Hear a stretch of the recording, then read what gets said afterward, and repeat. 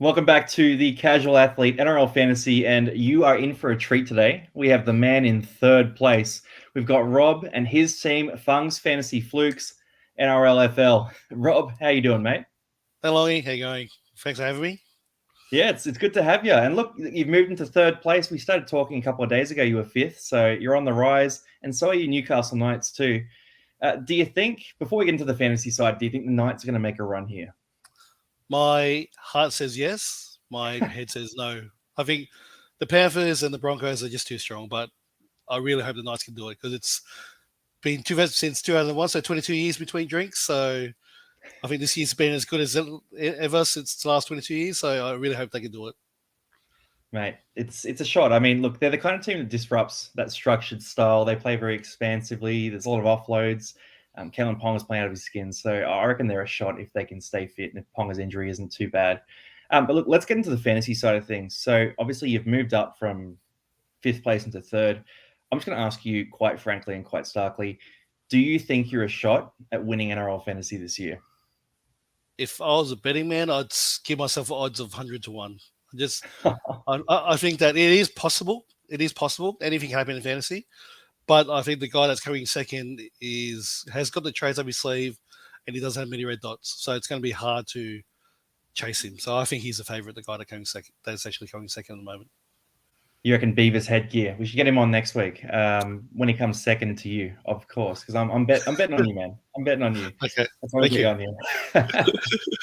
Let's look at your team. Let's look at your team because I think a lot of people sort of ask me the question, what does the team up the top look like? And I don't know because I don't own that team, but you do, man. So this is the current roster that's gotten you into third place. I want you to talk through a few things for me here. Like, obviously, you've made some massive moves in the time we've been chatting. Talk me through what you've been doing lately and why you've done it. Sure. I think a lot of people look at my team and think, I've got a pretty similar team to this guy. And the thing is, how long did it take you to get that team? I think I've had this team since about round 20. So it's been about 6 weeks of pretty good scores, I'd say. And last few weeks has been just about tweaking injuries, etc. So this week, for example, I had Kiraz. Mid-round, I found out he was injured, so I had to quickly choose someone.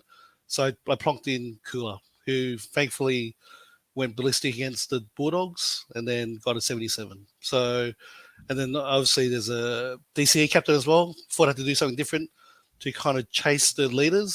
So I just plonked the set on him and they worked out as well. In terms of that, I've still got, there's a few people I'm not really happy with. Like, you've had more trades. I get rid of Madison. He hasn't been really great, but it is what it is. And he's been a body. He's been getting 40s. It is what it is. So, yeah, I'm being really happy with Gagai. That's someone that I was tossing up a few weeks ago between Garrick and Gagai. And once again, I saw everyone had Garrick. So I thought, why not get Gagai instead? It's kind of trying to get that pod, but really he's been amazing. And also being a Newcastle fan, it's easy to choose someone that's from Newcastle. So, yeah.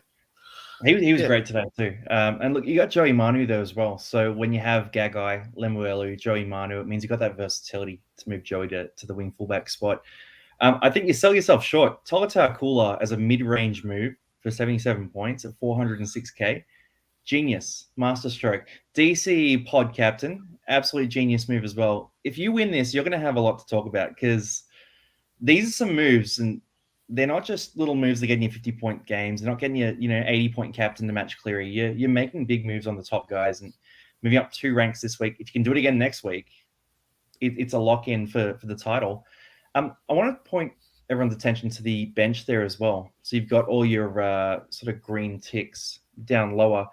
Was that just a loophole there where you're looking at the Madison score on Thursday, then working your way down that list? Correct. So looping is vital at this part of the season, especially with so many buys, which kind of plays into the looping much more. So my idea was Madison went poorly, which he kind of did. I would not use him, but unfortunately I only had 17 fit players. So it kind of just worked itself out. I couldn't loop in the end. But at the beginning of the week wasn't the case. I actually had, I think, 18 or 19. And then Hines obviously went out, had to use a trade on Kiraz, etc. So at the end, I couldn't loop. But that's essentially why you see the way my bench is structured is for looping. Mate, it's a beauty. It's a beauty. Everyone take some screenshots at home because this is the best team. But it wasn't always this good. I wanna have a look at the round one team here. So let's take a big flashback. Let's have a look at this. Now, one thing that always strikes me when you look at round one teams is even the guys in number one, number two, number three spot, they make mistakes, and it's about how you adjust those mistakes. So looking at this team, talk me through it. Like, are any of these moves that you were really happy with in hindsight, or some that you thought I should have seen that mistake coming? The one I was really happy about is the Cardi Party, Yes. and Trindle. With the news about Hines is out, Trindle traditionally was a very good scorer in the half, so I thought this would be a great 3 to 4 week play. He can just make his money after about 3 or 4 weeks. Hopefully, he's made 150,000, and then you get rid of him. It's a perfect trade. And then nothing to lose really if it didn't work out. The ones obviously that didn't work out that well was Talau. Oh, Talau, man, he Yes. sat in people's rosters as a 220k dud for way too much of this year. And there was always that hope, right? He'll come good. But I got rid of him pretty soon. I think I got rid of him round 2 or 3. I just saw he was a dud, and just had to get rid of him. Ben Murdoch obviously wasn't a dud. I think I sat on him for about 4 weeks until I got rid of him. He looked okay at the Warriors, but at St. George, he's just been terrible. He was another one. Dewey, I thought was a great starter, but unfortunately got injured. So he got injured pretty early, which was unfortunate. And Katoa and Egan Butcher, they're two frustrating ones. I held on to them for a long time. And as soon as I got rid of them, they started coming good. I remember the week I got rid of Egan Butcher, he started scoring 50s and he went on the up. And that was after holding him for about 6 weeks. So that was another kind of frustrating one. I've got a But question overall, for you here because I'm looking at this team structure as well. Is it intentional that you've gone big money in those middle forward spots, big money in the halves, not too much on the edges and in the outside backs? the way I play is always about value. So I don't really look at the position as such. I always look at the value in each position. So if there was, for example, 5 good value players in fullback, I would have got those 5 players. Yep. And the way I always start my team is I try to get a third cash cows, a third guns, and a third kind of mid ranges. People that you hope, like a Egan Butcher, that they could score you 45, 50s, and then they can make you a bit of cash, but also score well. That's the kind of way I've always tried to structure my teams. This was another one of those, and I think I look at my starting team, and I think wasn't too bad overall. Like there was a couple of unlucky ones, a couple of bad picks, but overall wasn't too bad. Yeah, You might have to trademark that rule. So I mean, we'll call it the rule of 3, for example. Rob's rule of 3, where it's 1/3, 1/3, 1/3. I'm going to be quoting you in preseason next year because that's interesting. I've never thought of it that way, but I'm keen when we get going with January 26th, those sort of mock rosters. Yeah. It probably makes sense. Like it is typically what people are doing. You do see sometimes like Biz, who I do this show with. He goes more guns. Like so, he probably goes maybe 40% guns, and then maybe 40% cows, maybe only 20% mid ranges. But I think different years, different things work, right? Yes, that's right. I've stated a couple of past winners, and it's not too far off that formula. But like you said, some years the players dictate themselves. So you might have more guns because they're better value. So yeah. Yeah, spot on, man. Spot on. Let's keep working through here because I want to have a look at the whole season. And we're going to talk through this slide a few times as we go along. But this is the whole year. And Rob, you've kindly enough summarized this up for us, which is an absolute goldmine. So I want to give a quick brief to everyone at home to go through this here. So at round 1, your season rank was about 1,000. Couple of, sort of misfires early on got you out to about 12,000.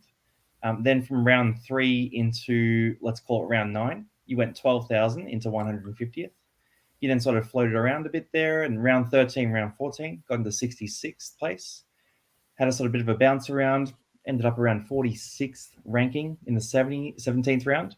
And then since round 17, I guess let's look at that as post-origin, really. You've just been slowly grinding your way into this peak of 7th in round 24, 5th in round 25, 3rd this week. Talk us through this. Like, which parts of the season? Because obviously we can look at the rankings here, but which parts of the season and which big moves through the season did you think were the most pivotal in getting into the spot you're in now? Yeah, so quickly, a quick plug to NRL Fantasy Pro for providing this chart. It's actually one of part of the tools that they've got. So I think definitely having those right starting team. If you look at my trades at the beginning, I really didn't make that many because I had the kind of right balance I felt, and I didn't want to make any knee jerk reactions straight away. So I jumped on the likes of SJ, Preston, etc. You know, the ones that are really kind of obvious. And then I just kind of slowly looked and started biplaning quite early. And I had spreadsheets going, trying to think about each buy round, who would be the best to go into what spot, etc. And a trade that kind of I really loved, probably my favorite trade of the year is Cogger for Cleary. It was at that 4-week stint where he just filled in for Cleary while he was injured, and he did really, really well. And that was around mid pack of the year. And I think they really propelled me during that period because not many people picked him up, and he made a lot of money, and at the same time he had a stack of good scores as well. So that was kind of I think a period that kind of stuck in my mind that went really well. Apart from that, I'm quite a conservative coach, I think, by nature. So I don't really normally do crazy trades or try to out-pod people, etc. I do trades what I think are quite obvious and boring sometimes. But so that's why when I think about the season, I don't think I made this crazy move in round 9 or 10. It was, I look at my trades and I think, yep, that made sense. It was just kind of boring kind of trades. But I try not to trade when I don't have to and not de-jerk. That makes sense. I mean, look, the ranking progression, it's a gradual increase. It's optimization of this roster that you've built. So you've obviously done things very methodically, very calmly. You're not as sporadic as someone like me who ends up in a much worse rank this year. But round 1 and round 2, that's so interesting to me because I've never started a season like that where you go zero trades the first 2 weeks, then 1-1 after that. Yeah. I guess the reason you picked them in preseason is probably still true after round 1, but were there any guys that you missed out on early in the year that you probably should have pulled the trigger on, or do you think you sort of covered the main guys? I think I'm pretty covered the main guys. There obviously would have been someone I missed. I'm just off my top of my head, I can't think of a major one, but I always, exactly like you said, you pick the guys for a reason. Everyone can have a bad week. Why knee jerk on the first couple of weeks and get rid of people? But then after a couple of instances, you see, for example, Talau or anything, he's terrible. He's not going to score well. You have to pull the trigger. Or someone like Preston comes along or SJ comes along and said they're going to have a great season. You have to pull the trigger straight away and just do it, and not outthink and say, "Oh, SJ's been good before, etc., etc." You just, when it's early on, just take a punt. It's and if it doesn't work out, just trade them out because you have plenty of trades at the start. Yeah, 100%.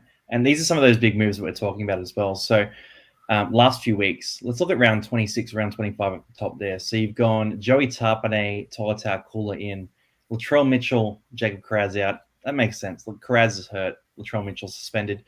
You talked about Kula, and look, we were chatting before. You've picked up on the fixtures there. So Bulldogs, Tigers.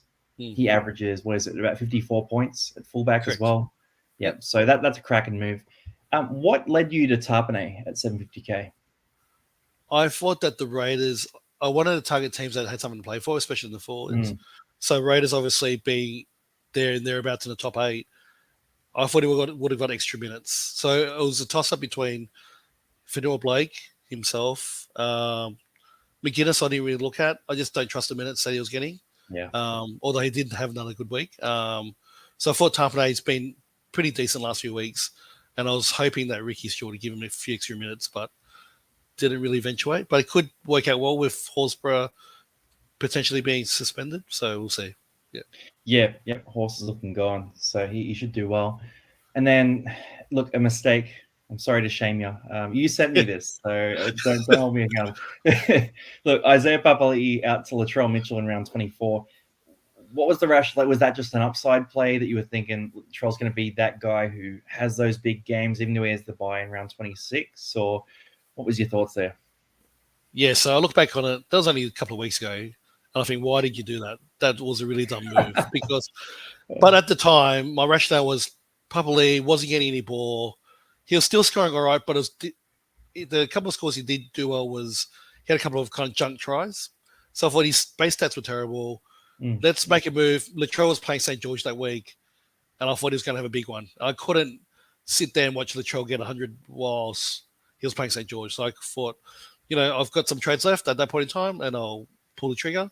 And obviously that didn't work out because, he didn't do that well the couple of weeks I had him. Papali went on the up, and then his buy round came, suspension, etc. So that was a pretty dumb move only 2 weeks ago.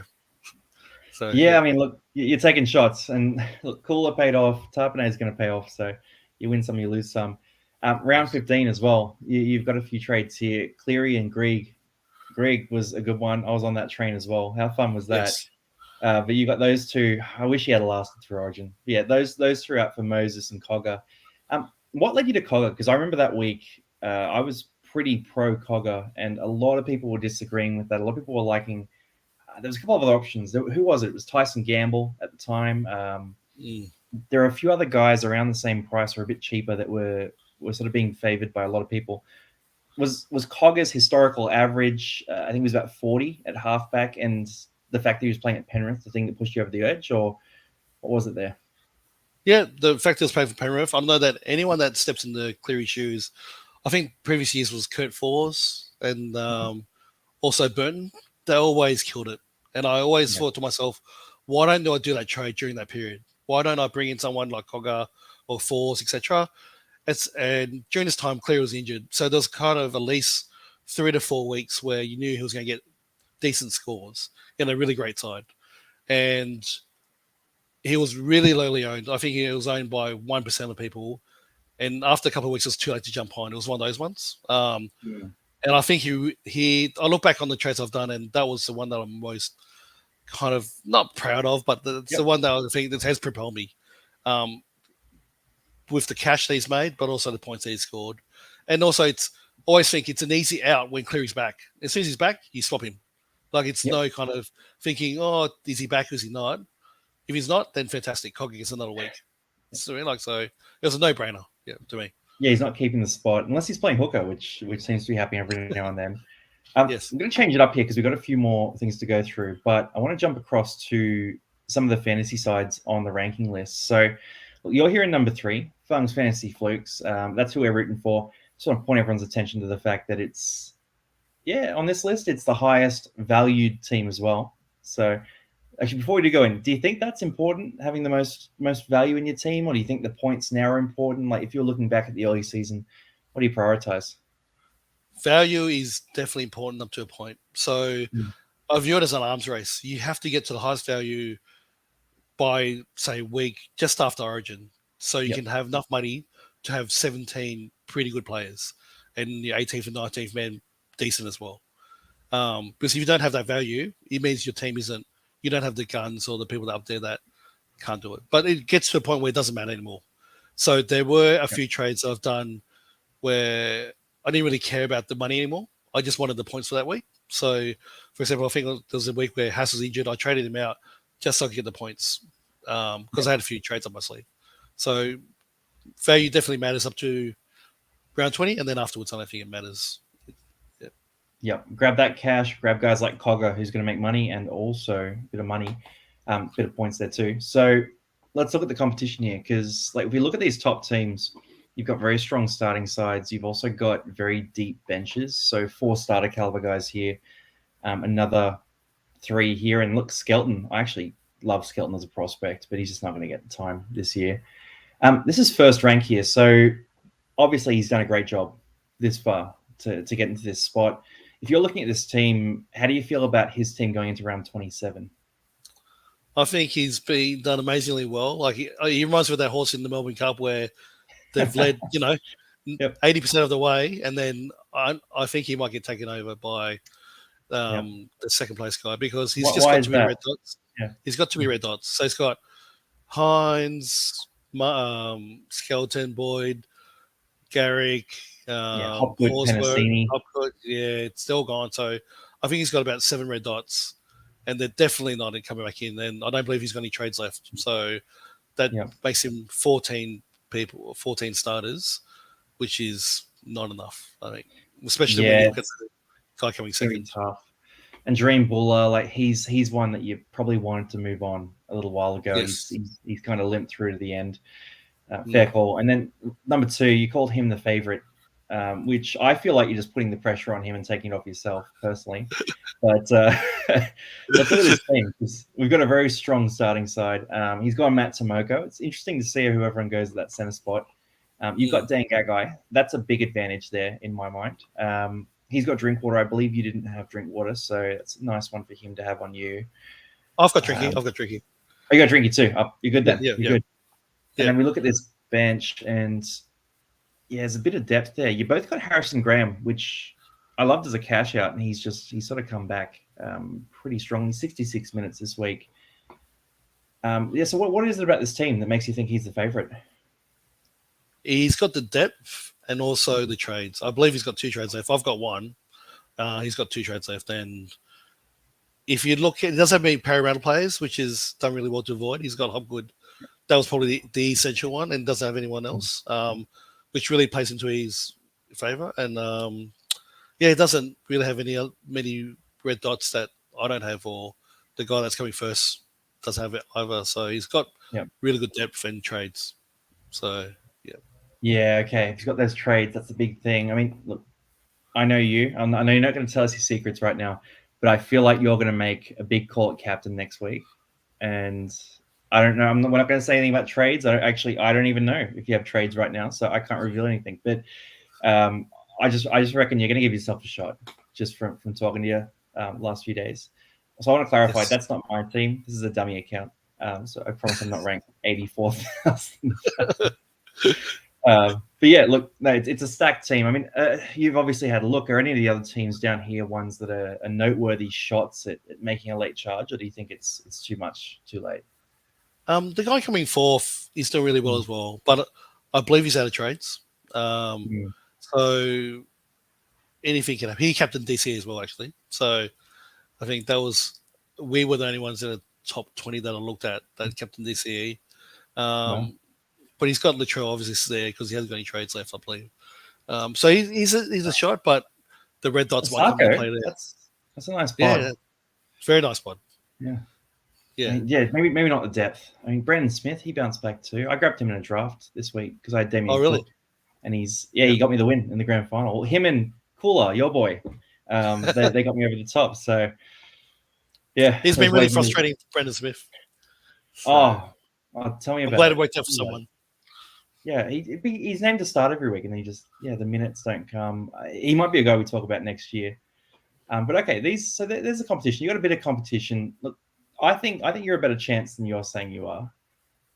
But it could be anything. The last thing I want to talk through here is, and this is a bit more depth, I want to go through the bye rounds. So we talk so much during the bye rounds leading up to the bye round. Basically from round 4 onwards, there's questions in the comments about the bye rounds, and we start talking about it.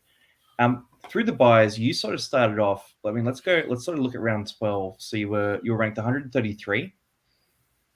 You sort of eventually, by the end of it, got yourself into rank 17. And there's a bit of a bounce around, but in general, it's a sort of slow downward trend. I want to look through these teams. So round 13 team here first. You've run a team, and you've gone Jack DeBellin as captain. You got a few other guys like Toby Couchman. He had a great game. I mean, looking back at round 13, were there any big moves you made for this particular week, or any gambles you took at this point? I really did a lot of planning around the buy rounds this year, obviously because of how many buys there are, major and minor. I think Greg was a really good player. Unfortunately got injured, I think around 15, but he was a really good player and also Couchman. I think I got him quite early, and he got dropped out of the side, and then round 13 he got reinstated. So that was quite lucky. But they were the kind of guys I was targeting. Just at that point in time, cash cows that potentially had good scoring potential. So Greg was kind of the one that was really happy about. Robson, I think that was only one of the weeks he scored well. Like I got him in just for that period, and he wasn't great. He wasn't great. Like Mm. that looks good there, but I believe I just wasn't happy with him after a few weeks. Yeah. So yeah. So really trying to get 13 players on the park that were decent. Didn't want to just get anyone. So yeah. I remember at the time too, Drinkwater, you got 75 points out of him. He was around 500k leading into Yes. the bye rounds as well. So he was a guy who was hopelessly out of form. Same as Ponga, he was hopelessly out of form. He was averaging about 29 at this point, I think. I think he was 410k when most people were buying Yes. him. What's your lesson there? Like when you look at a guy who's out of form, especially in those wing fullback center spots, do you generally believe they're going to return to the mean? And how do you sort of pick those guys who are going to come back to form versus guys who have maybe lost it? I think Ponga was just too cheap to ignore for Ponga. Yeah. Like just his pedigree, as soon as he was going back to fullback, he was just, and the fact that he ruled himself out of Origin, to me, it was just a no-brainer. He could not be bad for that long for someone that of his pedigree. So I picked him. Drinky was a punt. I would say I was looking at someone like Guffo instead, but I thought Drinkwater. I was banking on a bit of a revival from the Cowboys, and it was a punt. I wasn't convinced on him, but his price point, the fact that I had a really good buy schedule, that kind of what drew me towards it. So I wouldn't say it was a really convincing buy at that point in time. Yeah, he was a tough one. I went Garrick instead at that time. He was about the same price, and they both sort of took off. But Drinkwater's been on another level post Origin, so he's been that guy. Let's go to round 16 here. So jump in the next major buy round. Look, you used a lot of trades. So you went 2, 3, 2, 2 trades between round 13 and round 16. I guess you saved all those ones early on. That's right.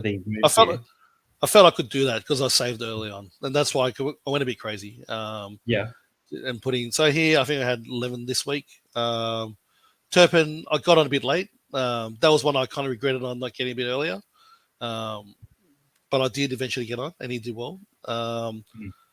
Once again, Papali'a looks good that week, but he went on a not so good run, and which prompted the sell to Latrell. But so I think Raymond was another one where I thought he was a good punt. Like he was fairly cheap. I knew he had the pedigree, hoping the Sharks would turn the corner. So that was another one that I thought was a decent trade. And Marnie, obviously, everyone jumped on when he was in the halves. And always play fullback. So yeah, it was return to the norm, right? For Jesse Ramian and Joey Manu as well. Well, what are your thoughts on Manu in general? Because I haven't looked at it recently, but at a point, I think it was about a month ago, he was averaging, I believe it was 42 points at center this year, and his historical average at fullback is about 61 points. Do you think he's a viable keeper at the center spot, or do you think he relies on those positional shifts to be relevant? I think definitely relying on the positional switches. And this year it's a bit funny because normally, the center position is so hard, but we had a lot of choices here for the center position. So I think in hindsight, he's worked out okay. Like he's not given the switches he's had. But I don't know centers I would pick him. I've never really had him before. Like previous to this year, I've never really owned Manu. But this year I thought, okay, origin period, must have. Teddy's going to be out, etc. But he's not, to me, he's not a top tier center. He's just doesn't convince me. Yeah, for fantasy, 100%. Whereas Dan Gagai, your Knights man. He's the one, right? Yes. Normally turns up 3 times a year, but this year's not playing Origin, so he's turning up every week for Newcastle, which is good. Every year's Origin, mate. Yes. And then shooting down to round 19. So let's have a look at these. You were round 16, you were 44th place. By round 20, you were 17th place. That's a big jump there. And then, 9th place by round 21.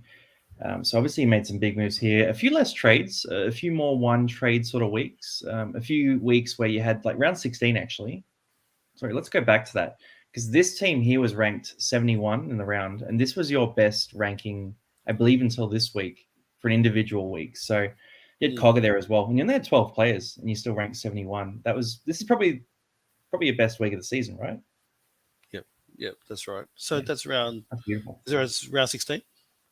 Yeah, round 16. So I went back to round 16 after I saw the 71 ranking, but we'll go to round 19 now. So this is when it got interesting. Into rank 22. How are you feeling at this point? Like, were you feeling like, oh shit, I'm starting to get to a point where I can really make a shot at this? Definitely. And the trade I did for round 19, which is quite controversial, was I traded at Haas for Munro Ooh, because ooh, if I did that's spicy. that was because at that point in time I had 12 trades left, I believe, and I thought that's plenty. So I didn't want to field 12; I wanted to field 13. So I picked Munro based on the fact he was cheap. I can't remember who the opponent was, but I thought he might score well, and he got 50. So to me, that was 50 points I've earned from that trade. So eventually, I bought back Haas back in round 21. So so that was one of the trades I normally wouldn't do, but I did it just to get the points for that week because I thought I'm getting close here. I can't fall behind. Like 50 points is a lot towards the end of the season. So yeah. And talk us through, because that's a genius move. Look, Munro had a cracking game. I think he's on a development contract, I believe, so he can't play too many games, but he looks like a guy for the future. Blore as well. Blore, so Yes. great fantasy scoring pedigree. If he gets big minutes on the edge, he's that guy. It hasn't really worked out that way. What was your thoughts there in terms of buying him? So I bought Bloor around 18 and I sold Robson for him. And what I saw was that he started on the edge 2 weeks in a row and he got fantastic scores. And he was only 479K at that point in time. So, okay, it's time for a punt. So he actually did pretty well for a couple of weeks. I ended up selling him in round 20 2 weeks later, and he already made 100K in 2 weeks. So I can't remember exactly what the scores he got, but obviously they're pretty well to do 100K in 2 weeks. So it wasn't, even though he lasted in my team for 2 weeks, he wasn't a dud trade. I wouldn't call it a dud trade. But I think he was injured. And then obviously with Tigers being how they are, that pack just got moved around. So, but yeah, I felt quite excited about that trade because he had a lot of potential and not many people made that move as well. So It it could was, be one way to look at next year, even because they were playing Bateman at lock at the time. yes, And correct. I think, was it the game against the Cowboys where they conceded 70 points and thought, oh, nah, scratch that. Bateman's back to That's the it. edge. Yeah. Correct. I think that's a bit. Yeah. It's tough to So blame Blore for that. I mean, he might be back there. If Papali'i gets his way and gets back to Parramatta, then yeah. he might be a guy we start with round one. Oh, he's amazing. On 80 minutes on the edge, he's a must-have nearly, I'd say, at his price point. So yeah. Yeah, big work rate. Huge work Yeah. rate. But look, that's the rankings there. So that's sort of how we look. Now we're going back to the top 10 here. One final word from you here. You're in third place. It's 99 points you've got to make up next week. Give us one last words of wisdom, and we'll talk again next week too. But words of wisdom heading into the final round. How are you feeling, and what can everyone learn from you this year?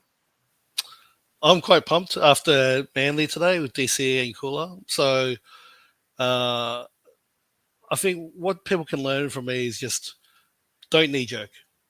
Play the averages, look a bit longer term. And then obviously you can have a bit more fun than probably I do. Take a few more punts, but it's really a game of averages. It's a game of value. You can play it, the boring way or the exciting way, but have a mix of in between. And it's this week I chose DCE, and it's a great feeling. Like it's just it's a game within a game. It kind of doesn't really mean anything at the end of the day, but it's a great feeling when you pick the right players, etc. So yeah. I mean, you're talking to a fantasy podcast, so it means a lot to us, and everyone who watches. So look, I try to explain it to my wife, and she just has no idea. So the secret for me is every cash league and draft league I'm in, I basically say the winnings from all draft leagues that'll fund a weekend away for us. So this year I think it's about $600 that we've got for a little trip, which nice. it gets her invested. Good idea. I'll try that next year. But it's been great having you, Rob. Best of luck this week. We'll talk next week when you finish in first place. You'll probably be a hard man to reach at that point. But have loved having you on. And for everyone who watched, let us know in the comments what you thought of Rob's team and whether you think he's going to get there. See you on the next one.